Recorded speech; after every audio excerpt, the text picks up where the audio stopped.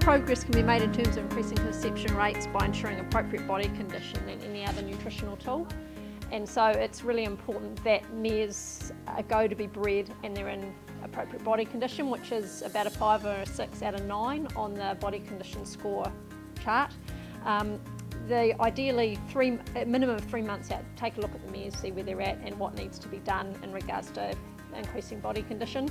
And it's suggested that you can get quite a good response if you are feeding those mares up, particularly from about 4 to 6 weeks prior to the time you want to breed the mare. So that's in getting them into moderate body condition. Thin mares will have poorer conception rates, take longer to cycle, and they just create a headache for breeders. So that's a relatively easy fix, body condition. Mares that are too heavy, they can be a problem, not for conception rate wise, because they actually breed all right, but once if they get too heavy, have trouble foaling, or after that with laminitis and other issues like that, because heavier horses over a long period of time can be more predisposed to EMS and insulin sensitivity issues. So if you've got a mare that is heavier, the time to kind of try and get some body condition off her is obviously not that 4 to 6 weeks prior to wanting to breed her, but maybe in the late autumn, early winter, when the conditions are a bit colder, it's a bit more miserable. You don't have to affect her feed intake that much, but she'll just have some hopefully natural loss just through the colder conditions if you don't rug her and maybe do her a little harder. So that's the opportunity to get weight off the heavier mares. And then those heavier mares also, if they are the types that are predisposed to EMS or insulin sensitivity, it's important how you feed them when you do go to feed those mares. So even when they're foals at foot and things, you want to use the low starch feeds rather than using high grain feeds, which could cause some issues. So the biggest thing is obviously body condition, ensuring that they're in good order when they go to the stallion. In regards to vitamins and minerals, there's no real research that shows, there's no research to show that providing a mare above the maintenance requirements will improve reproductive efficiencies. We know that they need vitamin A and vitamin E are really important, and protein. However, not only if they're in a deficient type of diet. And in New Zealand, we're really fortunate because with our pastures, they should get plenty of A and E and quality protein.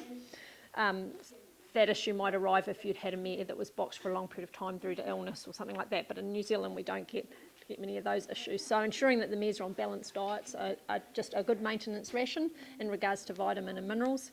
And that brings down to what sort of feeds you feed. So we've got ourselves and most other feed manufacturers will have a range of products. They'll have a full feed and they'll have a semi-concentrate or a concentrate. And if you've got mares that are good doers, but you still want to provide them with those key minerals, which even for mares that are not in foal is still important, use a concentrate at 0.5 kilo a day, and that will make sure that they get those key minerals, selenium and thing, which is important as well.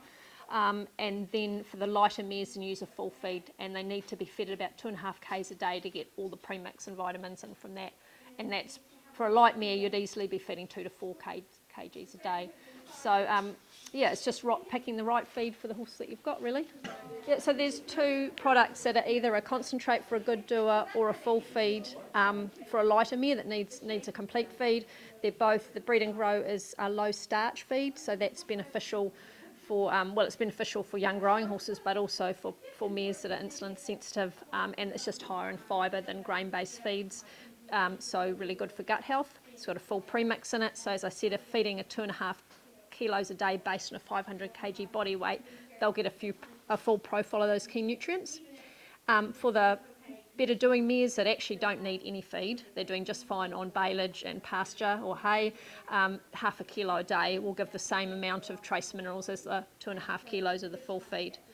So it's just depending on their condition is the product that you use. And the main thing I think, and we get it across sport horses and every kind of facet, is that the premix feeds are always formulated, and no matter almost what brand you are feeding, to be fed at about 2.5 kilos for a 500 kg horse.